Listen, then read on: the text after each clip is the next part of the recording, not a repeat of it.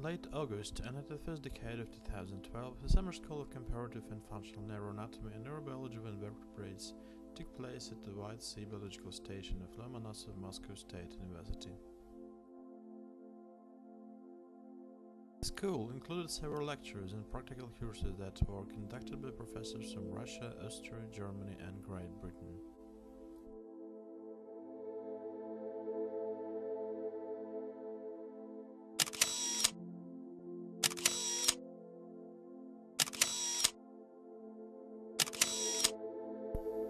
Choice of White Sea Biological Station as a place for the school was driven by the combination of diversity and abundance of vertebrate fauna and excellent technical equipment at the station that allow not only to prepare objects for investigation but to explore neuroanatomy of investigating animals at the station using confocal and fluorescent microscope.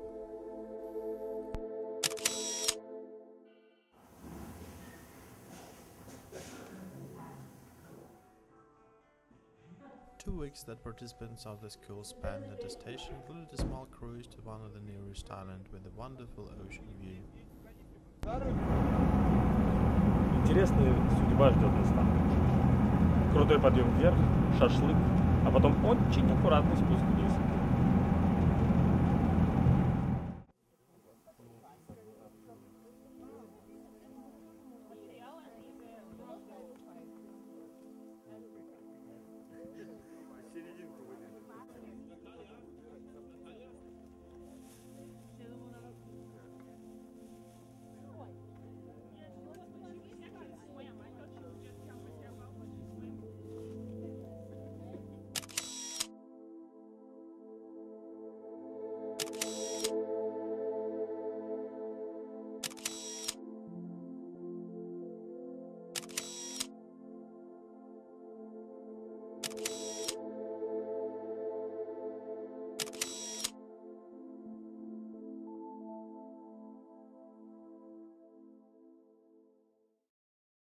My name is Thomas Stach.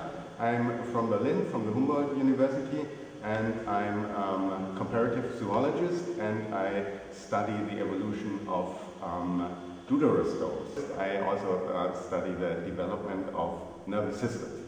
So in this class, we taught here, this course, I taught the evolution of the nervous system in deuterostomes, in these animals, how from a very simple beginning we imagine that something like a more complicated brain in a fish evolved.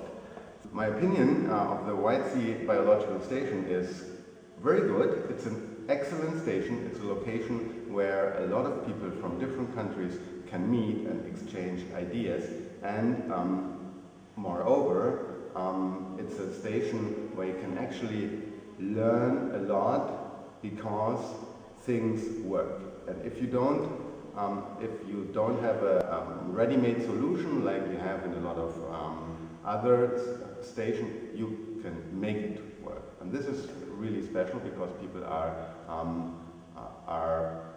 equipped in their minds to solve problems, and this is perfect. I really like it. The White Sea Biological Station is a very good station, and I mean it has lots of good facilities. The station is a very good station, and I mean it has lots of good facilities. It has at places very old equipment, but the equipment works, and I think the director has to be congratulated that the station is such in a good shape. There is always room for improvements. I have taught in other schools, and I think in my opinion, it would be good if the students would just maybe carry out 2 projects during such a school, and so that they can really focus on this, and really if things do not work in the first place, they can try again and make some slight modifications, and thus they can really learn for how to overcome also difficulties. So I think this is very important, and you can only do this in a school, in such a school. You cannot do it in a practical course at university. So this is the really big offer. I like the idea you take a comparative view. So we had, of course, faculty was from zoology. Some work with planktonic organisms, others work with annelids, and others with mollusks. So I think this is a very, very interesting approach, because biodiversity is an issue, and biodiversity is not only the number of species, it's also, for example, the number and the diversity of physiological processes. I mean, our complex brain must have somehow evolved from much more simple brains, and so lots of the basic functions may actually be already laid down in simple animals. And this is a good opportunity to, I mean, also in the lectures, to actually put the focus of students on this kind of comparative research. We look at a lot of different animals and compare how they develop their organ systems and how that actually happens, that they form the adult structures. And compare how they develop their organ systems and how that actually happens, that they form the adult structures. This is also what I tried to teach the students here at the White Sea Biological School, because we caught some plankton samples, and then these different stages that we found were fixed and then stained with several markers for the nervous system, and then we did some fluorescence staining with various antibodies, did some fluorescence and confocal microscopy, and so that the students basically got a first idea what techniques you can use to visualize these things, because the problem is, of course, with these planktonic stages, they're very small, usually between 70 to 100 micrometers and up to maybe 1 millimeter, but that's already very big. So we have really small animals with only very few structures, and it's basically almost impossible to use sections, traditional methods on them, especially if you want to compare many different groups. So we have these new technologies now. I was teaching in many different stations, and I've worked at even more stations worldwide, basically, be it in Europe or in America. I recently returned from another trip to South America. And I really have to say that the conditions here are really good. And also, I liked very much how motivated the students were. We had very nice interactions, very nice discussions. The students gave very nice presentations, and I think I would like to see this being continued, and maybe even getting known more widely, so that people from all over the world get together, both teachers and students, and to have a very nice exchange of ideas, and also to teach international students. I gave several lectures on novel microscopy and modern techniques, super resolution techniques, and application. Several lectures on novel microscopy and modern techniques, super resolution techniques, and application of super resolution in biomedical research. Besides that, I gave, my opinion is that this biological station is just great. I was here for the first time. I was a student. Since that, I visited it from time to time, so I just love it. And I think that among other biological stations in Russia, Moscow State University Biological Station is one of the best, both concerning fauna, concerning the opportunities, concerning equipment.